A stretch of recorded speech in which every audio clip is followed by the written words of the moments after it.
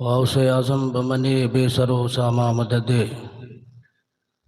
क़िबले दी मदद काबे ईमा मदद बगिरदाबे बला उफ्ताद कश्ती मदद कुनिया मुईनुद्दीन चिश्ती क़ादरी यमनारे या गौसे आज़म ज़नम दमज़े शेख अहमद रिज़ा ख़ां कुतुब आलम ज़नम।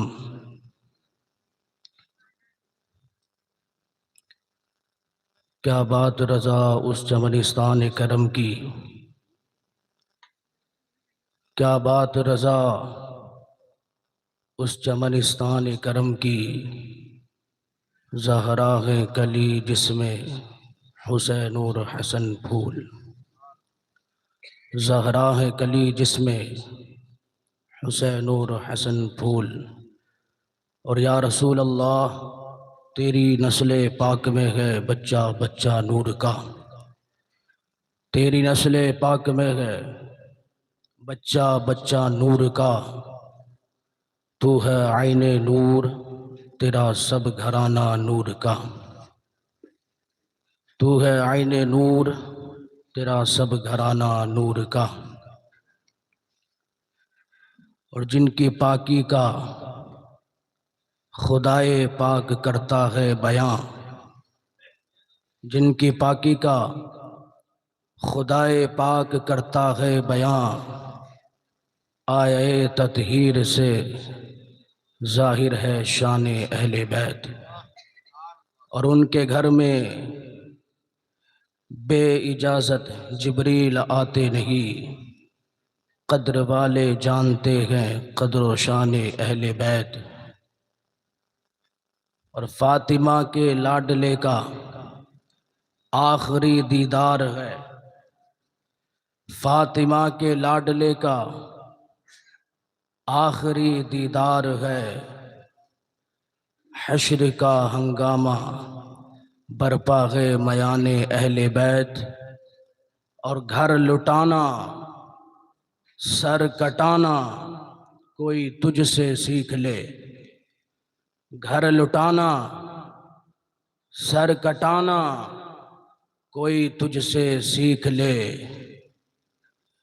फिदा हो जान आलम ए ख़ानदान अहले बैत।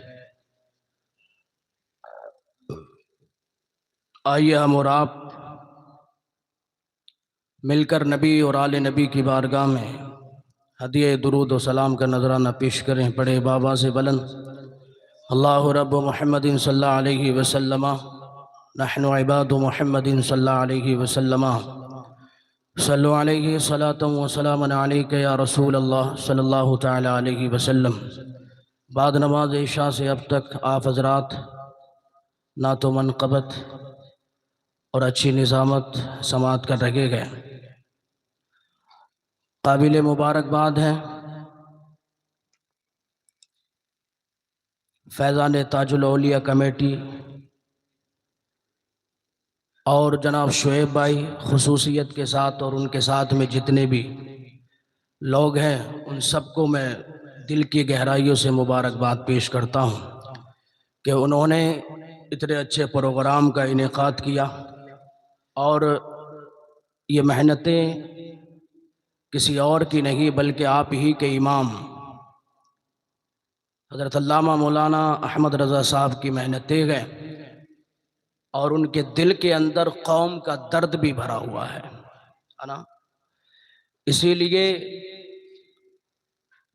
वो आपके इस बस्ती में प्रोग्राम वगैरह कराते हैं ताकि नौजवान सीधी राह पर रहें, गलत राह से हट कर के इहदिना सिरातल मुस्तकीम पर गामज़न हो जाए। बहरहाल सभी हजरात काबिल मुबारकबाद हैं। माह मुहर्रमुल हराम हमारे दरमियान में है और उसकी 9वीं शब हमारे दरमियान में है। माह मुहर्रमुल हराम ऐसा महीना है जब ये हमारे दरमियान में तशरीफ़ लाता है तो जो उशाक़ान इमाम हुसैन है उनकी आंखें नम हो जाती हैं, उनके दिल तड़पने लगते हैं। याद इमाम हुसैन में वो रोने लगते हैं, तड़पने लगते हैं। और होना भी चाहिए।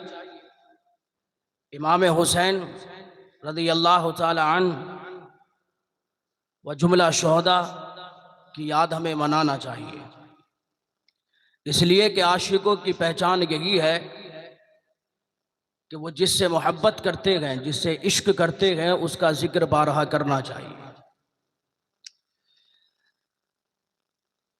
और ये हम सुन्नियों का ही तरीक़ा है, ये बुज़ुर्गों ने हमें तरीक़ा दिया है कि हम अपने बुज़ुर्गों की महफ़िलें सजाया करते हैं और उनका जिक्र किया करते हैं। अब चाहे वो खुशी की महफ़िल हो, चाहे गम की महफ़िल हो, हमारे घर में शादी होती है तो हम नबी का और आले नबी का जिक्र करते हैं। हमारे घर में बच्चे की विलादत हो तो हम नबी और आले नबी का जिक्र करते हैं। हमारे घर में किसी बच्चे का अकीक़ा हो तो भी नबी का जिक्र किया जाता है। तो खुशी के तमाम मौक़ों पर हम अल्लाह और उसके रसूल का जिक्र करते हैं और इंशाअल्लाह करते रहेंगे। और अगर गम का मौका हो, मिसाल के तौर पर हमारे घर में कोई इंतकाल कर जाए, तो हम उसके दसवें में भी नबी और आले नबी का जिक्र करते हैं। चहल्लुम हो, उसमें भी हम नबी और आले नबी का जिक्र करते हैं। तो ये हम सुन्नियों के ही नसीब में आया है कि हमा वक्त चाहे वो खुशी का हो या गम का, हम नबी और आले नबी का जिक्र करते हैं। और क्यों ना करें? लोग कहते हैं, सवाल करते हैं कि भाई आप लोग खुशी में भी नबी का मिलाद, गम में भी नबी का मिलाद। मैंने कहा खुशी हो या गम, हम तो नबी का जिक्र करेंगे ही करेंगे, इसलिए कि खुशी अगर मिली है तो नबी के सदक़े में मिली है, और गम भी अगर दूर होंगे तो वो नबी के सदक़े ही में दूर होंगे। इसलिए हम खुशी में भी नबी का जिक्र करते हैं और गम में भी नबी का जिक्र करते हैं। बहरहाल हमें शहीदान करबला के ताल्लुक से चंद बातें करना है। सुनेंगे आप हजरात? बोले सुनेंगे कि नहीं? हाँ बोलिए ना, इंशाल्लाह हाँ सुनेंगे। बहरहाल अल्लाह रब्बुल इज़्ज़त कुरान मजीद फुरक़ान हमीद में इरशाद फरमाता है, इन्नमा युरीदुल्लाहु लियुज़हिबा अन्कुमुर रिज्स अहलल बैति व युताहिरकुम तत्हीरा। बेशक अल्लाह तो यही चाहता है कि ए नबी के घर वालों, तुमसे हर नापाकी को दूर फरमा दे और तुम्हें पाक करके खूब सुथरा फरमा दे। अहले बैत की शान में अल्लाह ने कुरान में ये आयत करीमा नासिल फरमाई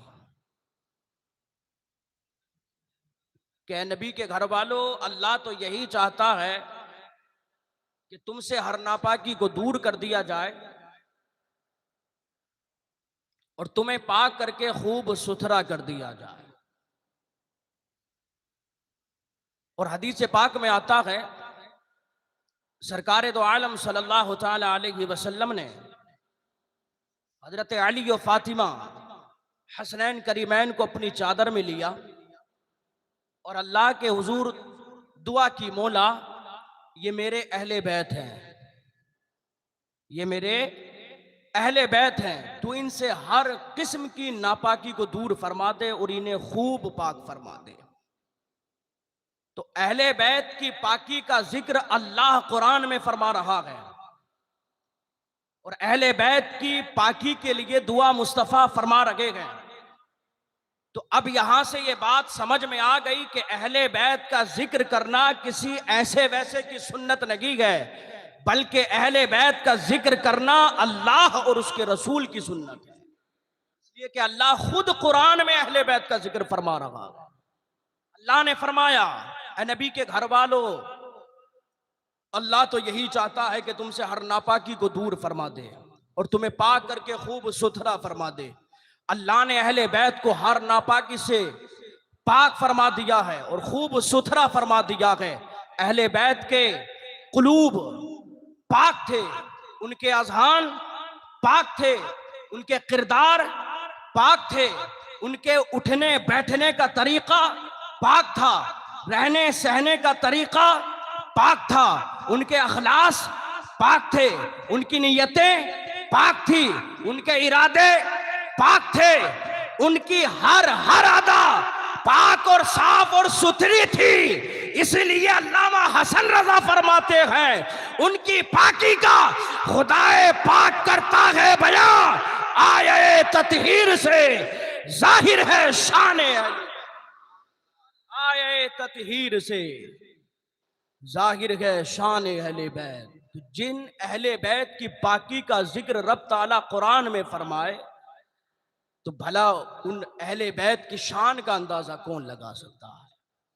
तो अहले बैत का जिक्र करना यह अल्लाह की भी सुन्नत है और रसूलुल्लाह की भी सुन्नत है। अल्लाह ने अहले बैत को पाक फरमा दिया है, हर किस्म की नापाकी से पाक फरमा दिया है। कुरान में अहले बैत की शान में आयत करीमा नाजिल हुई और एक जगह और अल्लाह ने फरमाया कुल्ला असअलुकुम अलैहि अजरन इल्लल मवद्दत फिल कुर्बा। इस आयत करीमा में अल्लाह ने फरमाया कुल्ला असअलुकुम अलैहि अजरा इल्लल मवद्दत। लफ्ज़े मवद्दता अल्लाह ने फरमाया, लफ्ज़े मोहब्बत नहीं फरमाया।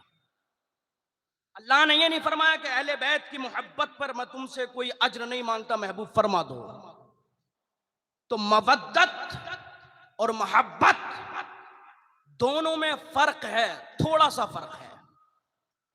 मोहब्बत हम अपनी औलाद से भी करते हैं, अपने माँ बाप से भी करते हैं, अपने भाई बहनों से भी करते हैं, अपने रिश्तेदारों से भी करते हैं, अपनी औलाद से भी करते हैं, सबसे करते हैं। इसी तरह से है मवद्दत। तो मोहब्बत वो होती है कि अगर हम जिससे मोहब्बत कर रहे हैं वो दुनिया से इंतकाल कर जाए तो उसके बगैर रहा जा सकता है। हम बाप से मोहब्बत करते हैं, बाप दुनिया से चला जाए तो औलाद रहती है ना, बेटा दुनिया से चला जाए तो बाप जिंदगी गुजार रहा है ना, माँ दुनिया से इंतकाल कर जाए तो बेटी भी अपनी जिंदगी गुजार रही है, बेटी दुनिया से इंतकाल कर जाए तो माँ भी जिंदा रहती है।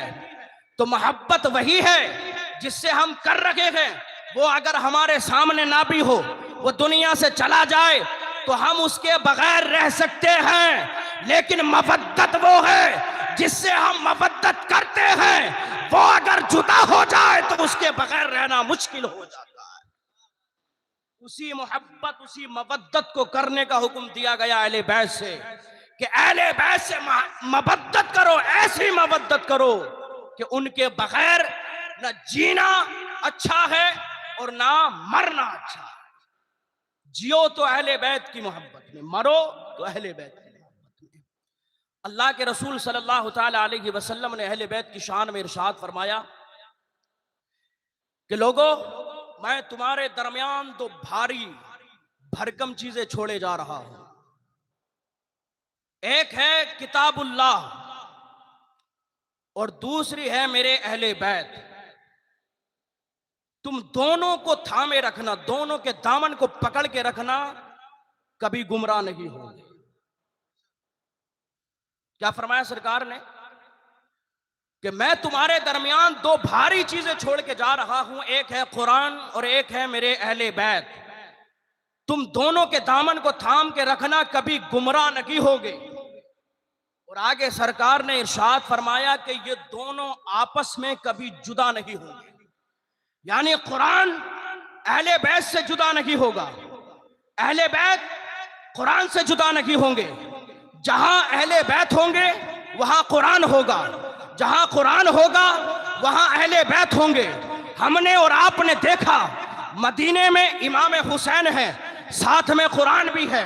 इमाम हुसैन मदीने की गलियों में है, कुरान मदीने की गलियों में आपके साथ है। इमाम हुसैन जन्नतुल बकी में है, कुरान इमाम हुसैन के साथ जन्नतुल बकी में है, इमाम हुसैन बारगाह मुस्तफ़ा में है, कुरान मुस्तफ़ा की बारगाह में है, इमाम हुसैन मक्का शरीफ में है तो कुरान मक्का शरीफ में इमाम हुसैन के साथ है, इमाम हुसैन सफर में है तो साथ में कुरान है, इमाम हुसैन हजर में है तो कुरान साथ में है। और दुनिया ने यह भी देखा मुस्तफा के सीने के अंदर कुरान था और मुस्तफा के सीने के ऊपर इमाम हुसैन थे। यहां भी अहले बैत और कुरान जुदा नहीं है, साथ में गए। और दुनिया ने यह भी देखा कि जब इमाम हुसैन करबला के मैदान में पहुंचे तो वहां भी अहले बैत और कुरान साथ में थे। नेज़े पर सरे हुसैन था और लबे हुसैन पर कुरान मजीद था।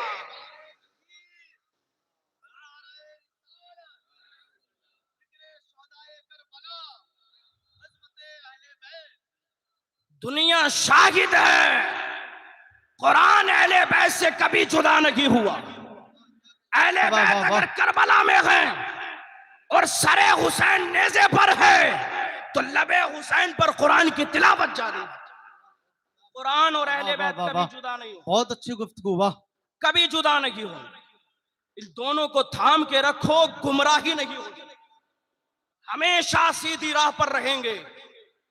ये अहले बैत की शान है, ये अहले बैत अतहार की अजमत है।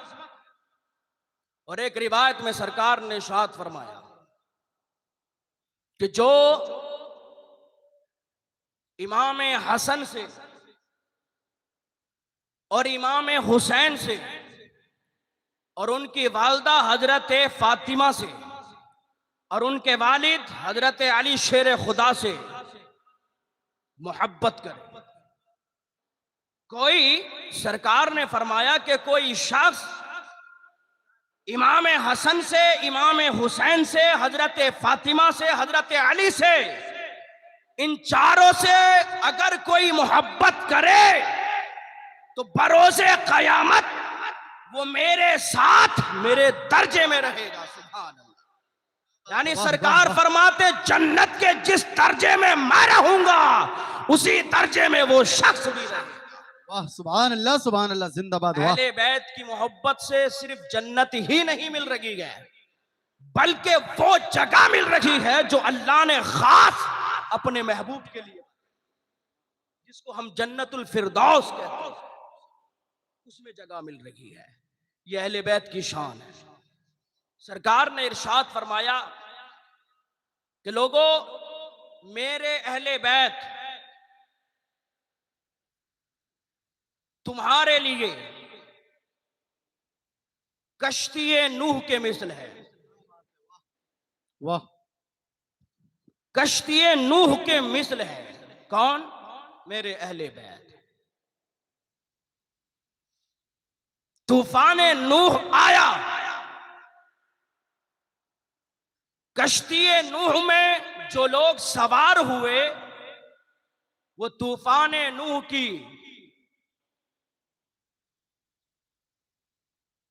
बर्बादी से महफूज रहे।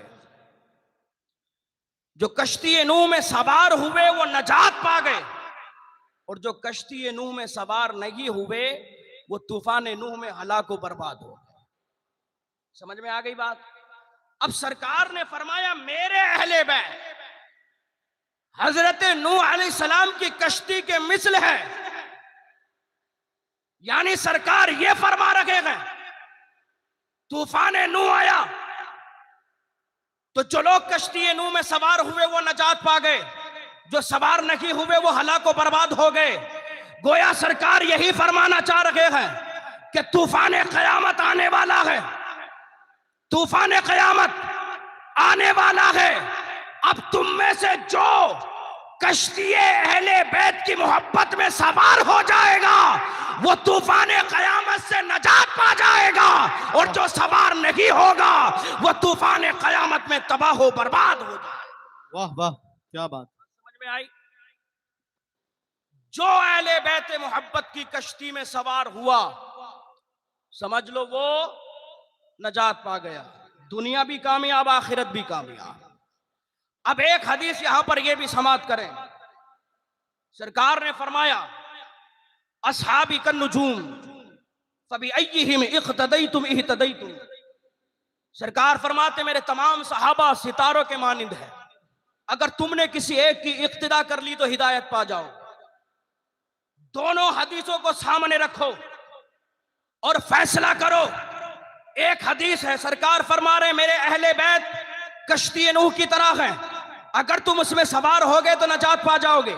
एक हदीस है अस्हाबी कन नुजूम फबी अय्यिहिम इख्तदैतुम इह्तदैतुम। अब फैसला करना है, दोनों हदीसों पर अमल जरूरी है। अब देखना यह है दोनों हदीसों पर अमल कर कौन रहा है। दुनिया में कौन लोग हैं जो सहाबा की जमात को भी पकड़े हुए हैं, अहले बैत को भी पकड़े हुए हैं? तो क्या वहाबी है? नहीं है। कादियानी है? नहीं है। राफजी है? नहीं है। अगर कोई जमात ऐसी है जो दोनों जमातों के दामन को थामे हुए है तो वो कोई और जमात नहीं, अहले सुन्नत की जमात, जो सहाबा का दामन भी पकड़े हुए है, अहले बैत का दामन भी पकड़े हुए है। और जिसने दोनों का दामन पकड़ लिया वही सरकार की मोहब्बत अपने सीने में रखे, वही सरकार की मोहब्बत से हिस्सा पाएगा, वही सरकार की मोहब्बत अपने दिल में रखेगा। तो नबी की मोहब्बत पाने के लिए दोनों जमातों का दामन थामना जरूरी है। अल्हम्दुलिल्लाह हम सहाबा के दामन को भी थामे हुए हैं, हम अहले बैत के दामन को भी थामे हुए हैं। अब कश्ती अहले बैत में जब तूफान क़यामत आएगा तो अब कश्ती अहले बैत में वो नहीं बैठेगा जो सिर्फ अहले बैत को मानता है, या वो नहीं बैठेगा जो सिर्फ सहाबा को मानता है। तो पता ये चला ये तमाम फिरका हाय बातिला कश्ती अहले बैत में सवार नहीं होंगे। अगर कश्ती अहले बैत में कोई जमात सवार होगी तो वो अहले सुन्नत व जमात है। अल्हम्दुलिल्लाह हम सवार होंगे, और जब सवार होंगे तूफान क़यामत आएगा, राफसी तबाह हो जाएंगे, खारजी मर जाएंगे, ये वहाबी देवबंदी सब तबाह हो बर्बाद हो जाएंगे। अगर कोई जमात नजात पाएगी तो वो अहले सुन्नत, सब तबाह हो बर्बाद हो जाएंगे। तो इसलिए अपने दिलों में सहाबा की मोहब्बत भी रखो, अपने दिलों में अहले बैत की भी मोहब्बत रखो। जब ये दोनों मोहब्बतें हमारे सीने में जलवगर होंगी तब हमें मुस्तफ़ा की मोहब्बत का हिस्सा मिलेगा। और जब मुस्तफ़ा की मोहब्बत का चिराग हमारे दिल में रोशन होगा, फिर जब हम इस दुनिया से जाएंगे, कब्र में जाएंगे, यही कहेंगे, कब्र में लहराएंगे ता हश्र चश्मे नूर के जलवा फरमा होगी जब तलात रसूल। वाह वाह वाह, सुभान अल्लाह। नारे तकबीर, नारे रिसालत, जिक्र शोहदाए करबला, अज़मत अहले बैत, नारे तकबीर। अपनी वाह वाह। औलादों के दिलों में इश्के मुस्तफ़ा भी डाले, इश्के सहाबा भी डाले, इश्के अहले बैत भी डाले, है ना। घुट्टी में पिलाएं अपनी औलाद को, घुट्टी में पिलाइए इश्के मुस्तफ़ा, इसलिए कि इश्के मुस्तफ़ा सीने में होगा तो वहाबी नहीं बनेगा, देवबंदी नहीं बनेगा, राफसी नहीं बनेगा, खारजी नहीं बनेगा, बल्कि अहले सुन्नत बनेगा। सुभान अल्लाह, अहले सुन्नत बनेगा, है ना। और यार जो लोग नबी का बुग़्ज़ सीने में लेके जा रहे हैं, हमने देखा है, लोग कहते बोले अच्छा हुआ चला गया, बोले, है ना, पूरी बस्ती में गंदगी फैला के रखा था। तो ऐसे बन के ना जाओ कि लोग तुम्हारे जनाजे को देखें तो कहें कि अच्छा हुआ चला गया, बल्कि ऐसे बन के जाओ, ऐसे बन के जाओ जब लोग तुम्हारे जनाजे को देखें तो ये कहने पर मजबूर हो जाए नबी का गद्दार नहीं, नबी का वफादार जा रहा, नबी का वफादार जा रहा, नबी से बुग़्ज़ रखने वाला नहीं, नबी से इश्क रखने वाला जा रहा। करेंगे कोशिश खुद अपने दिल में भी इश्क मुस्तफ़ा पैदा करें, औलादों के दिलों में भी कुछ पढ़ाएं या ना पढ़ाएं औलाद को, इश्के मुस्तफा उनके सीने में जरूर डालें, जिंदगी कामयाब हो जाएगी।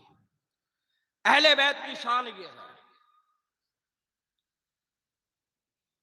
अहले बैत अतार जिन्होंने अपनी पूरी जिंदगी को अल्लाह की रजा में गुजार दिया, चाहे कितनी परेशानियां आई, चाहे कितनी ही तकलीफों का सामना करना पड़ा, चाहे दुनिया मुखालिफ हो गई, लेकिन अहले बैत ने अल्लाह की रजा में रजा रखी। वो अल्लाह की रजा में जिंदा रहे और अल्लाह की रजा ही में दुनिया से पर्दा फरमाए।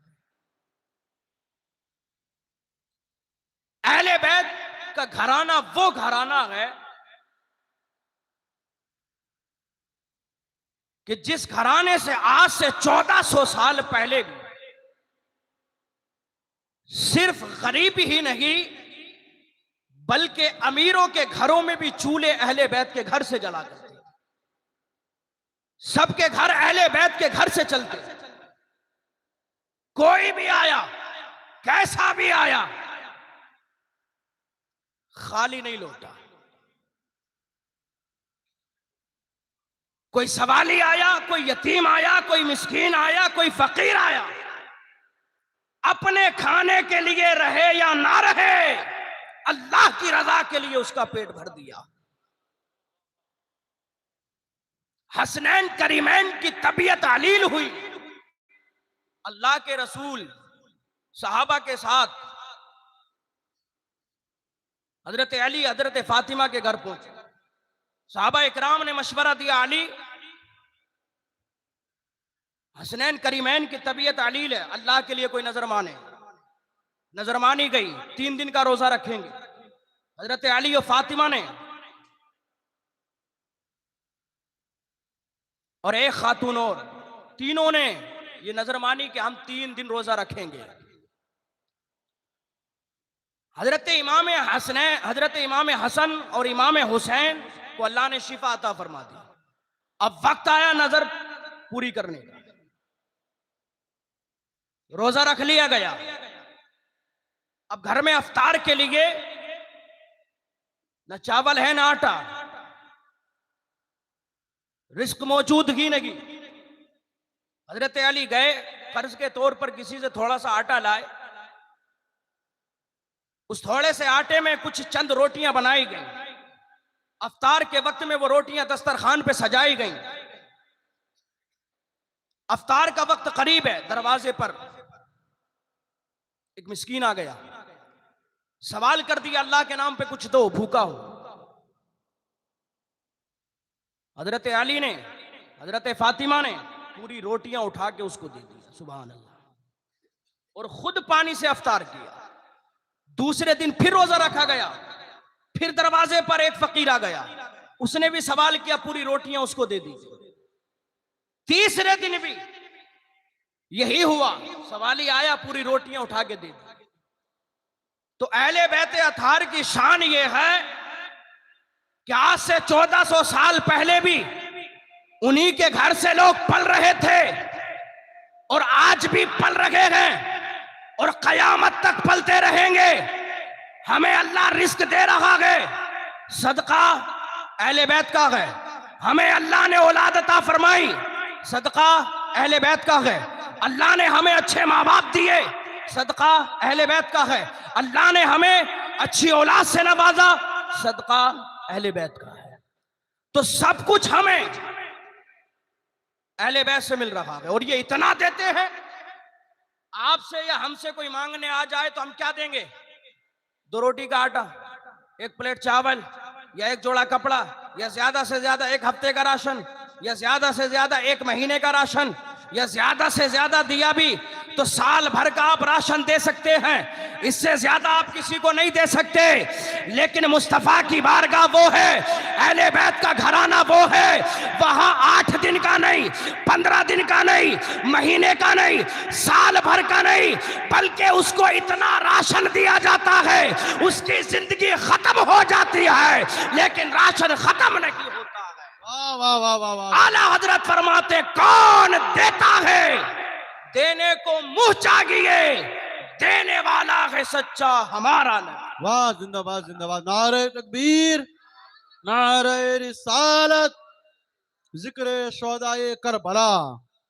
वाह वाह आला हजरत जिंदाबाद। फरमाते मेरे करीम से गर कतरा किसी ने मांगा दरिया बहा दिए हैं, दुर्बे बहा दिए। लाओ ऐसा कोई सखी हो तो देने वाला, है ना, जो दरिया बहा दे, दुर्बे बहा दे। तो ये अहले बैत का घराना है जिनके घर से अमीर भी पल रहे हैं, गरीब भी पल रहे हैं, यतीम भी पल रहे हैं, मिस्कीन भी पल रहे हैं। लेकिन प्यारे एक वक्त आया, माह मुहर्रमुल हराम की 10 तारीख आई है, जुमा का दिन है, 7 तारीख से पानी अहले बैत पर करबला के मैदान में बंद कर दिया गया है। अब ये अहले बैत अतहार का छोटा सा मुकद्दस काफिला करबला के अंदर मौजूद है। 7 तारीख को पानी बंद कर दिया गया। उस घराने पर पानी बंद किया गया जिसके घर से अमीर पलते हैं, गरीब पलते हैं, यतीम और मिस्कीन पलते हैं। आज उसी घराने में माह मुहर्रमुल हराम की 7 तारीख को पानी बंद कर दिया। बताओ, जिस घर से पूरी कायनात पल रही हो, आज उसी कायनात ने पानी इन पर बंद कर दिया। करबला का मैदान है, 3 दिन के भूखे प्यासे। बात सिर्फ इतनी थी, या तो हाथ दो या सर दो। नबी के नवासे ने सर देना पसंद किया, हाथ देना पसंद नहीं किया। आखिर हाथ में देने में ऐसी क्या वजह थी जो इमाम ने हाथ नहीं दिया? भाई हाथ पर हाथ ही रखना था ना, सारे मामलात खत्म हो जाते। यजीद आपके कदमों में दुनिया की दौलत डाल देता, ऐशो आराम की जिंदगी देता, और क्या चाहिए था? शायद कोई दुनियावी आम आदमी होता तो वो दौलत के चक्कर में आकर कर जाता, लेकिन वो इमाम हुसैन जो इतनी बड़ी शान वाला है कि अगर वो दौलत लेने पे आए, जमीन को ठोकर मारे तो जमीन सोना उगलने लगे। उस घर का बच्चा बच्चा अगर मिट्टी को हाथ लगा दे तो वो सोना बन जाए, तो फिर वो यजीद के सोने चांदी का मोहताज कैसे हो सकता है? तो हाथ नहीं दिया, सर दिया। वजह यह थी, अगर हाथ दे दिया सनद बन जाएगी, हाथ दिया तो सनद हो जाएगी। लोग कहेंगे जब इमाम ही ने बैत कर ली तो हमें क्या मसला कर रहे हैं। और जब हाथ में हाथ दिया जाता तो निजाम दिरहम पर हम हो जाता। कायनात में जो निजाम अच्छे से चल रहा था उसमें तब्दीलियां आने लगती, चारों तरफ शराब नोशी होने लगती, जिनाकारी होने लगती, और मजहब इस्लाम की धज्जियां उड़ाई जाती, शरीयत मुस्तफा को पामाल किया जाता, कुरान की बेअदबी की जाती। इसलिए इमाम ने सर देना पसंद किया, हाथ देना पसंद नहीं किया। गोया इमाम कुरान की हिफाजत के लिए, कौम की हिफाजत के लिए, मजहब इस्लाम की बका के लिए सर दे रहे हैं। और सिर्फ अपना सर नहीं दे रहे, पूरा खानदान दे रहे हैं। इसके लिए मजहब इस्लाम के लिए, शरीयत मुस्तफा के लिए, खाना काबा के लिए, कुरान के लिए सर दिया। हाथ नहीं दिया। ये काफिला मदीना से रवाना हुआ, मक्का शरीफ पहुंचा। कुरान साथ में है, ये भी याद रखें। कुरान करबला तक जाएगा, फिर करबला से इमाम के साथ आखिर तक जाएगा। तो इमाम हुसैन अपने काफिले को लेकर मदीना से रवाना हुए, मक्का शरीफ आए। कूफियों के खुतूत आना शुरू हुए। कोई उज़्र शरई नहीं था इमाम के पास, इसलिए आपने फैसला फरमाया कि जाना पड़ेगा। हालांकि इमाम जानते थे कि कूफी बेवफाई करेंगे, ये दगाबाजी करेंगे, ये बुज़दिली दिखाएंगे। कूफी दिरहमो दिनार पर बिकने वाले सहाबा इकराम भी जो मौजूद थे वो भी जानते थे, इमाम हुसैन सब जानते थे इस बात को, लेकिन कोई उज़्र शरई नहीं था, इसलिए इमाम करबला के लिए रवाना। अब जिन अय्याम में मक्का शरीफ से आप रवाना हुए तो वो अय्याम हज थे। अय्याम हज लोग इधर उधर से खाने काबा के तवाफ के लिए, खाने काबा का हज करने के लिए आराम पहनकर आ रहे थे।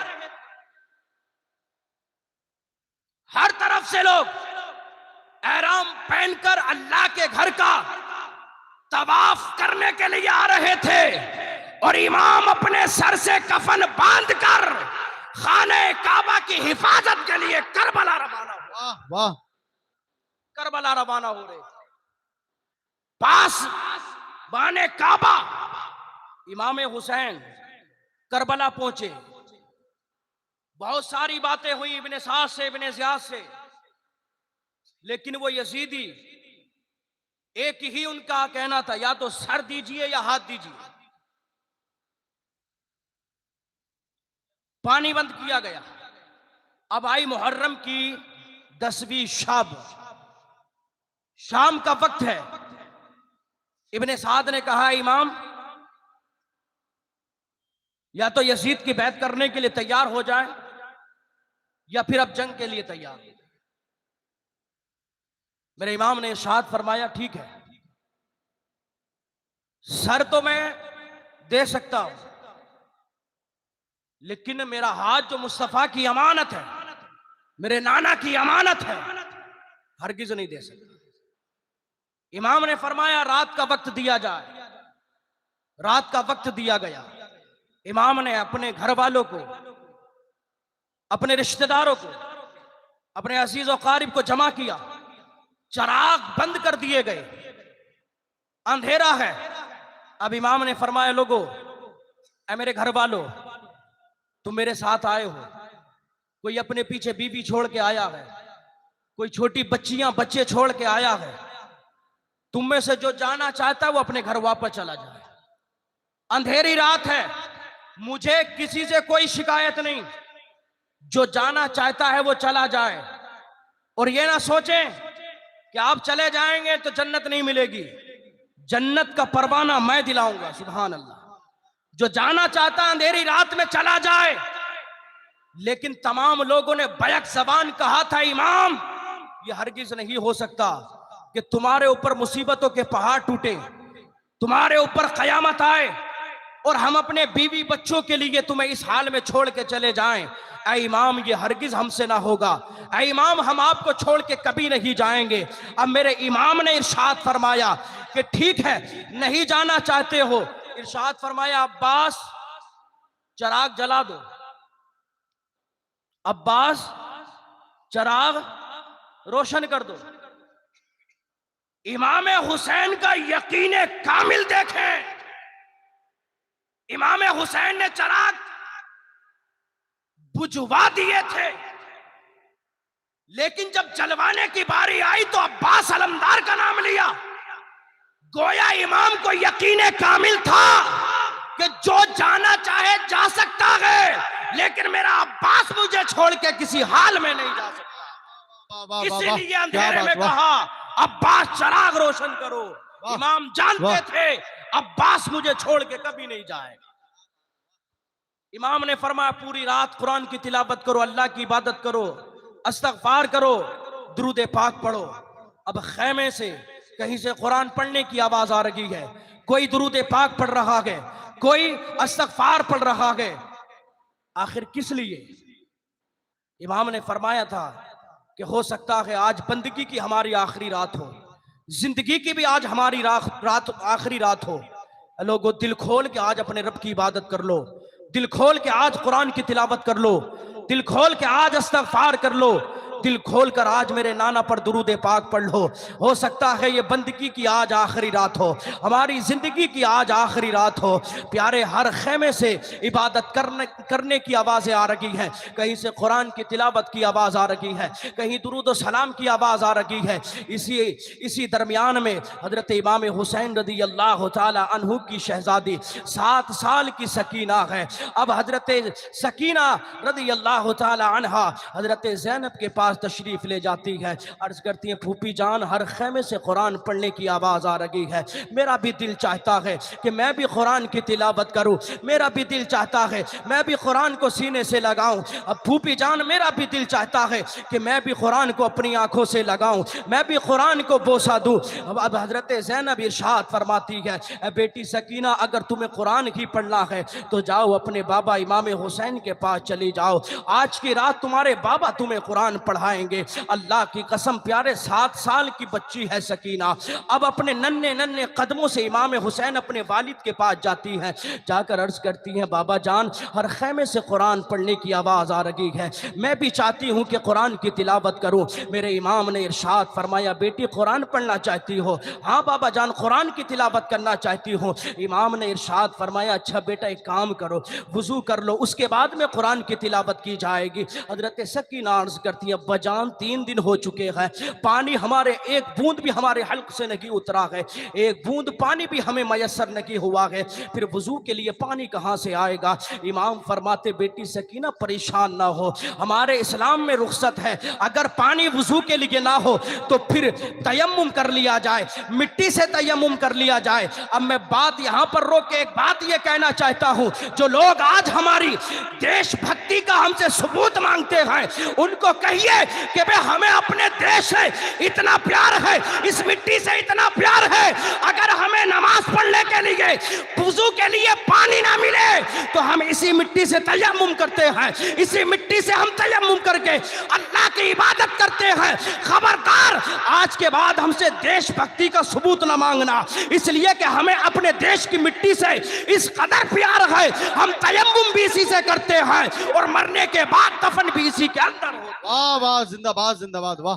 अब ना मांगना हमसे देशभक्ति का सबूत, इसलिए कि हमें इतना प्यार है, पानी ना हो तो तयम्मुम इसी से करते हैं और मर जाते हैं तो इसी के सीने में जाके दफन हो जाते हैं। अब ना कहना, अब ना कहना, तयम्मुम किया हजरत सकीना ने। अब इमाम ने अपनी 7 साल की बच्ची को कुरान पढ़ाना शुरू किया है, सूरह फातिहा की तिलावत हो रही है, 2-3 आयत इमाम ने पढ़ाई है, उसके बाद इमाम के आंखों से आंसू टपकने लगते हैं।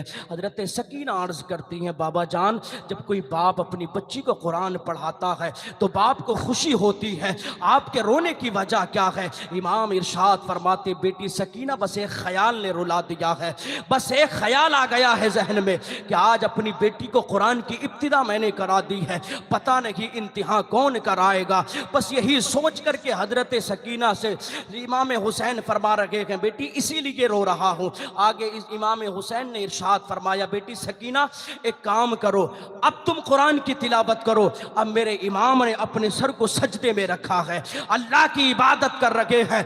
अब रात का 3रा पहर गुजर गया, फजर का वक्त आया, इमाम ने हजरत अली अकबर को बुलाया है, बेटा शहजादे अली अकबर इधर आइए।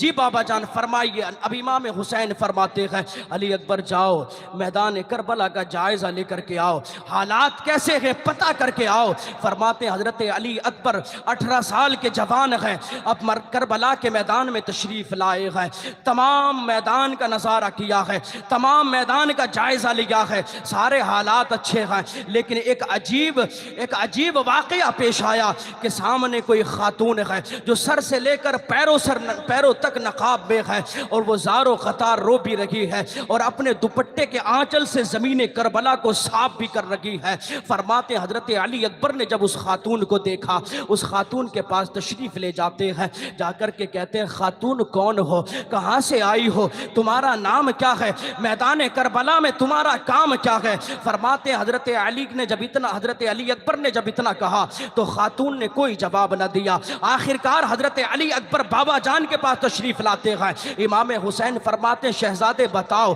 क्या मैदान का जायज़ा लिया? हाँ अब्बा जान मैदान का जायज़ा लिया है। इमाम हुसैन फरमाते बताओ बेटा क्या देखा? अब्बा जान सब कुछ देखा, मामला सब ठीक है, लेकिन एक अजीब वाक़या पेश आया। मैंने देखा कि एक खातून है जो सर से लेकर पैरों तक नकाब के अंदर है और वो अपने दुपट्टे से ज़मीन करबला को साफ कर रही है। मैंने उससे पूछा खातून कौन हो, कहाँ से आई हो, तुम्हारा करबला में काम क्या है, लेकिन उस खातून ने कोई जवाब न दिया। कोई अजनबी खातून मालूम होती थी। मेरे इमाम ने जब इतना सुना है, खुदा की कसम प्यारे इमाम की आंखों से आंसू मोती बन के टपकने लगे हैं। मेरे इमाम इरशाद फरमाते हैं बेटा अली अकबर जिसको तुम अजनबी खातून बता रहे हो वो कोई अजनबी खातून नहीं है, बल्कि तुम्हारे बाबा की माँ सैयदा तैयबा ताहिरा आबिदा जाहिदा फातिमा ज़हरा है जो मदीने से चल के करबला के मैदान में आई। वाह वाह वाह, नारे तकबीर, नारे रिसालत। वो कोई और नहीं, मेरी माँ फातिमा तुम्हारी दादी है। अब्बा जान उनका काम क्या है, करबला में क्यों आई हैं? अब समझे माँ क्या होती है। गौर करें आप भी और हम भी और सब। वहां तो इमाम हुसैन की माँ है। वो यार हमारी तुम्हारी माँ, हम तकलीफ में हो तो माँ तड़प जाती है, हमारे पेट में दर्द हो पूरी रात माँ नहीं सोती है। बाप उठ के बार बार पूछता है बेटा तबीयत कैसी है, दर्द कम हुआ कि नहीं हुआ। बेटा परदेश में है, माँ घर में बैठे बैठे जान लेती है, उसको महसूस हो जाता है कि बेटा तकलीफ में है, फिर वो फोन लगाती है, उसकी खैरियत लेती है।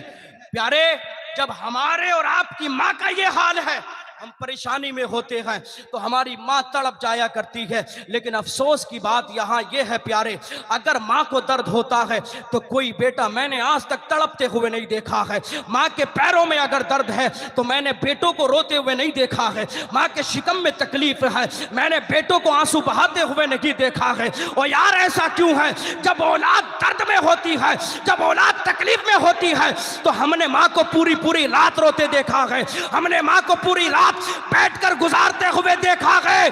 तो मैं कहना यह चाहता हूं जब हमारे लिए माँ तड़पती है तो फिर औलाद माँ के लिए क्यों नहीं तड़पती है। तो जान लो जैसे माँ तुम्हारे लिए तड़पती है, अहद करके उठो, अगर माँ तड़पेगी, माँ को तकलीफ होगी तो हम इंशाअल्लाह माँ की खिदमत करते हुए नजर आए। वाह वाह वाह वाह वाह वाह। से अहद करके उठेंगे आप। हमने देखा माँ पानी पानी पानी करती रहती है और ये मस्त मोबाइल देख रहा है, बिस्तर से उठने का नाम नहीं लेता। क्यों? तुझे 9 माह अपने शिकम में रखा मोबाइल चलाने के लिए? बाप ने तुझे उंगली पकड़ के चलना सिखाया इसलिए कि जब तू उसका सहारा बने तो उसकी बात ही ना सुने? नहीं जवाब। औलाद के लिए माँ बाप क्या नहीं करता।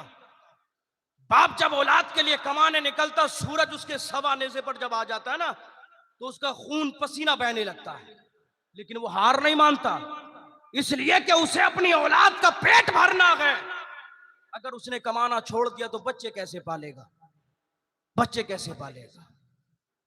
एक बाप अपनी औलाद की परवरिश के लिए ना हराम देखता है ना हलाल देखता है, वो पेट भरने के लिए कुछ भी कर गुजरता है।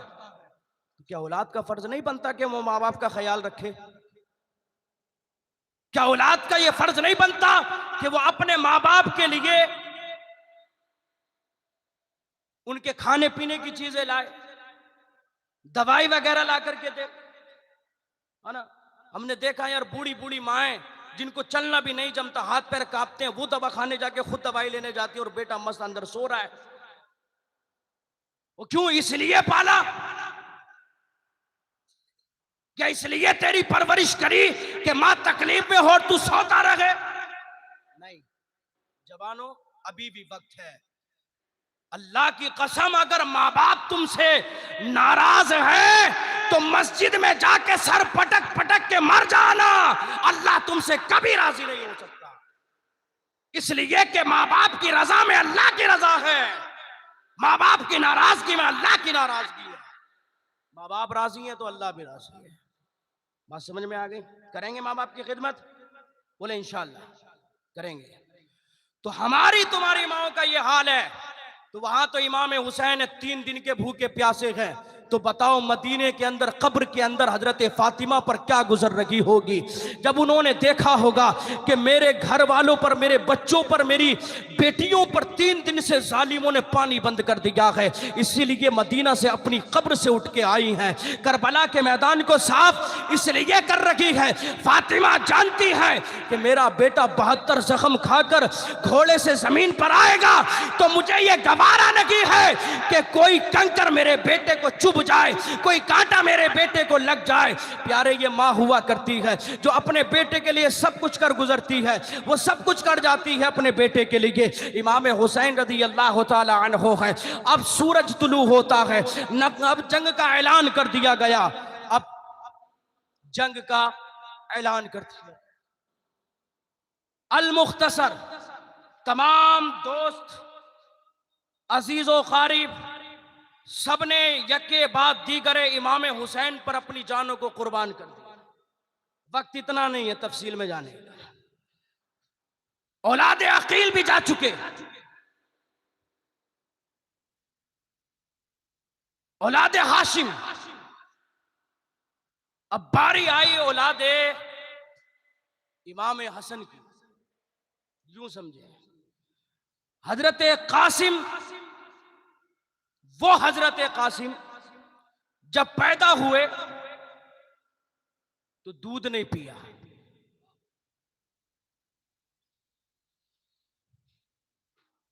आपकी वालदा लेकर के इमाम हसन के पास आई, बेटा हुआ है लेकिन दूध नहीं पीता है। इमाम हसन ने फरमाया बताओ तारीख कितनी है? फरमाते तारीख मुहर्रम की आज 10 है।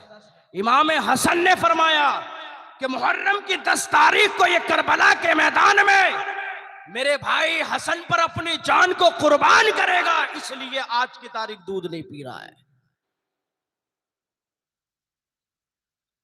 19 साल का जवान है इमाम कासिम, जिनका रिश्ता हजरत इमाम हुसैन की शहजादी हजरत सकीना से लग चुका है। आए इमाम हुसैन की बारगाह में, चचा जान इजाजत दें, मैदान करबला में जाने की इजाजत दें। इमाम हुसैन फरमाते हैं बेटा तुम्हें इजाजत? कैसे इजाजत दूं? तुम तो मेरे भाई हसन की निशानी हो, तुम्हें देख लेता हूं तो भाई की याद आ जाती है, तुम्हें देख लेता हूं तो सारे गम दूर हो जाते हैं, तुम्हें देख लेता हूं तो तमाम गम जो मेरे सीने के अंदर है सब दूर हो जाते हैं, तुम्हें देखकर सुकून मिलता है, तुम्हारे चेहरे में भाई हसन का चेहरा नजर आता है, तुम्हारी आंखों में भाई हसन की तस्वीर नजर आती है। कैसे जाने कि तलवारों से कटने के लिए, तीरों से छलनी होने के लिए? नहीं कासिम, मैं इजाजत नहीं दे सकता। यूं समझें, बार बार इसरार हुआ, इमाम हुसैन ने इजाजत दी, तैयार किया, दुल्हा बनाया, सवार किया, खानदाने नबुव्वत का ये चश्मो चराग सवार होकर करबला के मैदान में 22,000 तलवारों के नरगे में जाकर के यजीदियों को ललकारता है। ओ यजीदियों, अली का पोता, हसन का बेटा, हुसैन का भतीजा मैदान में है, जो इरादा रखते हो करो, जिसको मेरे सामने मेरे मुकाबले में भेजना चाहते हो भेजो। इब्ने साद ने देखा अरज़क की तरफ, बोले अरज़क जा मुकाबला कर। अब अरज़क बहुत बड़ा पहलवान,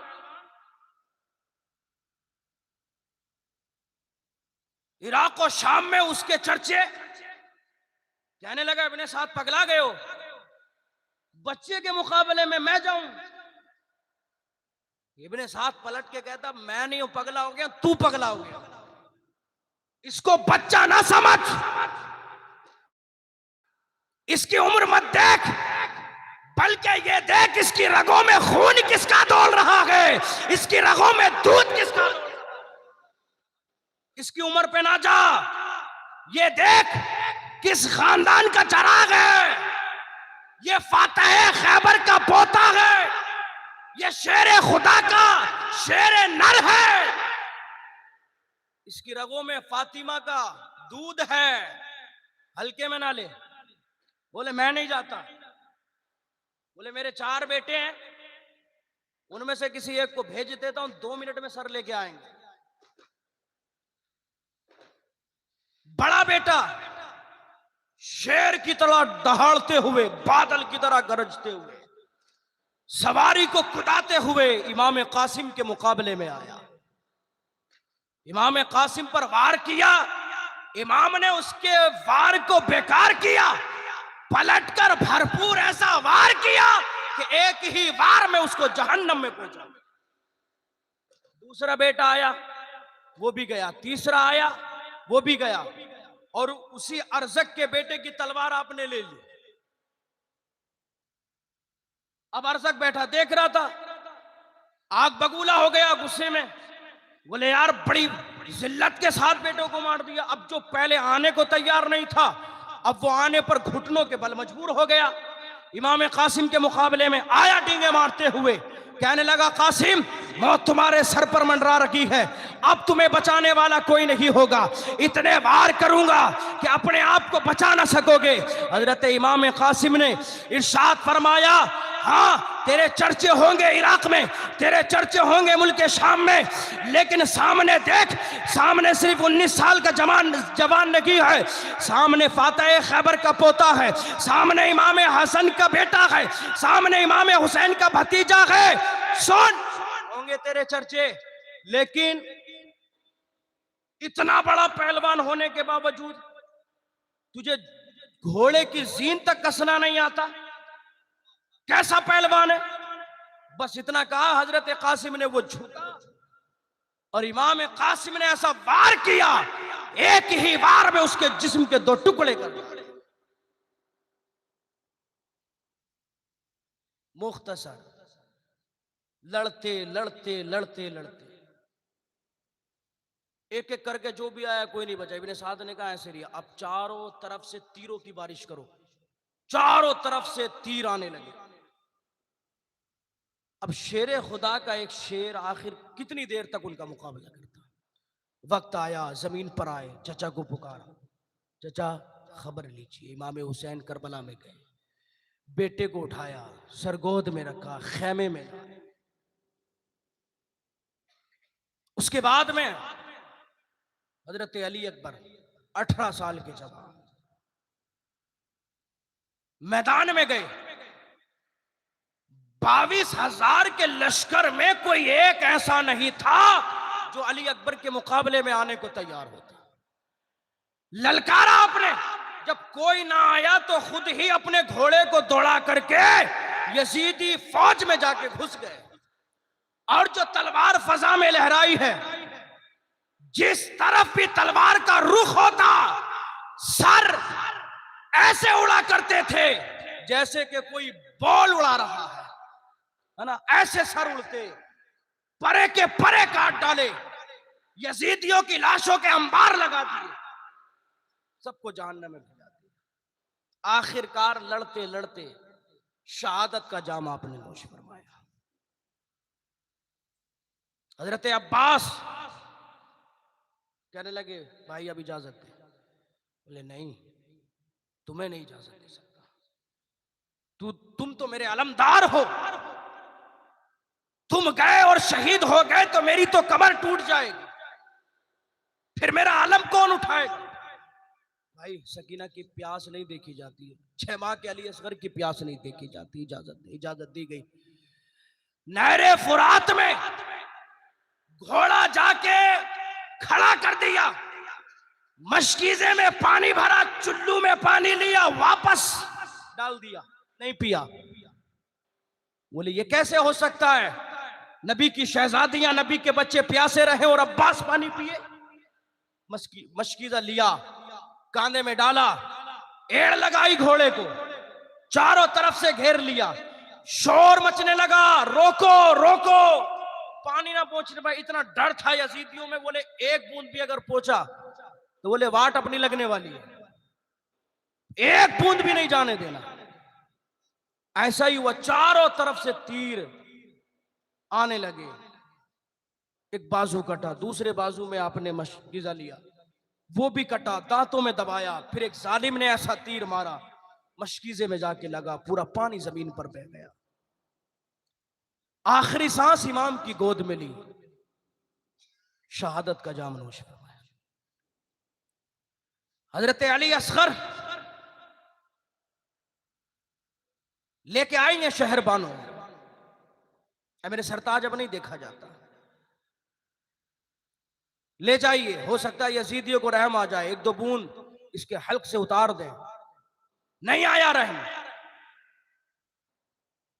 तीर मारा, हल्क से गुजरता हुआ इमाम के बाजू में पैवस्त हो गया। इमाम ने अर्ज की, परवरदिगार ये छोटी सी कुर्बानी भी कबूल फरमा ले। अब वक्त आया, दोपहर का वक्त,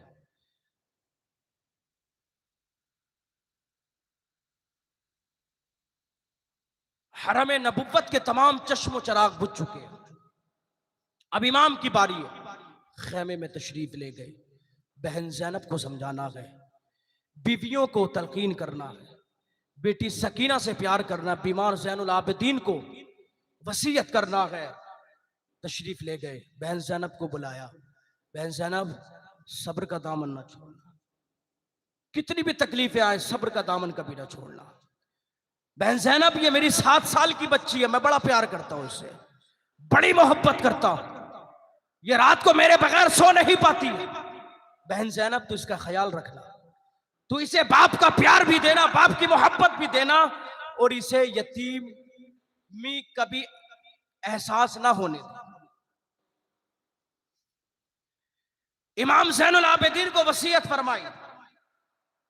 अब एक तरफ तो ये ख्याल है कि मेरे जाने के बाद रसूल की शहजादियों के साथ ये जालिम क्या सुलूक करेंगे, 7 साल की बच्ची सकीना के साथ क्या सुलूक किया जाएगा। एक तरफ खून का रिश्ता दामन खींच रहा है और दूसरी तरफ मिल्लत की तत्हीर, हक का फर्ज नेज़े पर चढ़कर आवाज दे रहा है। एक तरफ खून का रिश्ता दामन खींच के पकड़ रह के रोक रहा है, और एक तरफ ईमान है कि मक्तल में ले जाना चाहता है। इमाम ने सबको अल्लाह के सपुर्द किया, तशरीफ ले गए मैदान में, जाकर के फरमाया, लोगों पहचानो, तुम्हारे नबी का नवासा हूं, अली शेर खुदा का शहजादा, फातिमा का लखते जिगर, वो फातिमा जिस फातिमा के बारे में मेरे नाना ने इरशाद फरमाया कि जब पुल सिराज से फातिमा गुजरेंगी, निदा करने वाला निदा करेगा, अहले महशर अपनी नजरों को झुका लो, इसलिए कि फातिमा 70,000 हूरों के झुरमुट में पुल सिराज से गुजरने वाली।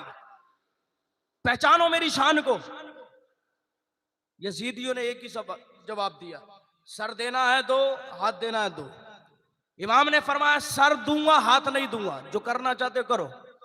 मुकाबले में बड़े बड़े पहलवान तैयार पहले से रखे गए थे बचा करके, सब आए, सबको जहन्नम में। बदर बिन सुहेल बैठा देख रहा था, इब्ने साद से कहने लगा, और कैसे कैसे को मुकाबले में भेज दिया, 2 हाथ भी नहीं कर पाए। बोले मेरे बेटों में से किसी को जाने दो, 2 मिनट में इसका सर ले आएगा। बेटे गए मार खार के जहन्नम में। अब बदर बिन सुहेल फिर आया, कहने लगा, हुसैन मौत सर पर है, मेरी बहादुरी के शुजात के चर्चे मुल्क शाम में, इराक में है, इमाम हुसैन फरमाते यार होंगे तेरे चर्चे जहां होंगे, हमारी नजरों में तो तेरी हैसियत एक मच्छर की तरह, मक्खी की तरह तेरी हैसियत है। उसने इतना सुना, गुस्से में तिल मिलाने लगा, वार किया इमाम हुसैन पर। आपने उसके वार को रोका, पलट कर ऐसा वार किया, एक ही वार में उसको जहन्नम में पहुंचा दिया। लाशों के अंबार लगा दिए इमाम ने। आखिरकार इब्ने साद ने कहा कि ऐसे काबू नहीं पा सकते, चारों तरफ से घेर लिया जाए। 3 दिन के भूखे प्यासे इमाम हुसैन को चारों तरफ से, अब एक साथ में 22,000 लश्कर है, तीर आने लगे, तलवारें चलने लगी। इमाम जख्मी हुए, जीन से जमीन पर आए, सर को सजदे में रखा, अल्लाह का शुक्र अदा किया। यजीदियों ने इमाम के सर को तन से जुदा किया। इन्ना लिल्लाहि व इन्ना इलैहि राजिऊन। यजीदियों ने नेज़े पर इमाम के सर को बुलंद किया, बुलंद किया, और वहीं से इमाम का सर नाना के उम्मतियों को यह पैगाम दे गया, नाना के उम्मतियों देख लो, जिसने सर काटा है वो आज भी नीचे है, और जिसने सर कटाया है वो आज भी बुलंद है, वो आज भी बुलंद है। यजीदी सर काट के सोच रहे थे हमने यजीद को मार दिया, हमने हुसैन को मार दिया, हुसैन मर गए, लेकिन करबला का जर्रा जर्रा आज भी यही पुकार रखा है, तू जिंदा है वल्ला, तू जिंदा है वल्ला, मेरी चश्मे आलम से छुप जाने वाले। और कत्ले हुसैन असल में मर गए यजीद है, इस्लाम जिंदा होता है हर करबला। अल्लाह रब्बुल इज्जत से दुआ है, परवरदिगार बोलने में जो खामी हो गई माफ फरमाए, और हम सबों को अहले बैत अतहार से सच्ची मोहब्बत करने की तौफीक अता फरमाए। सभी हजरात कलमा शरीफ का विर्द करें, ला इलाहा इल्लल्लाहु मुहम्मदुर रसूलुल्लाह सल्लल्लाहु तआला अलैहि वसल्लम व मा अलैना इल्लल बलाग। अस्सलामु अलैकुम। खड़ी है, सलाम पढ़ लीजिए खड़े हो। मुस्तफा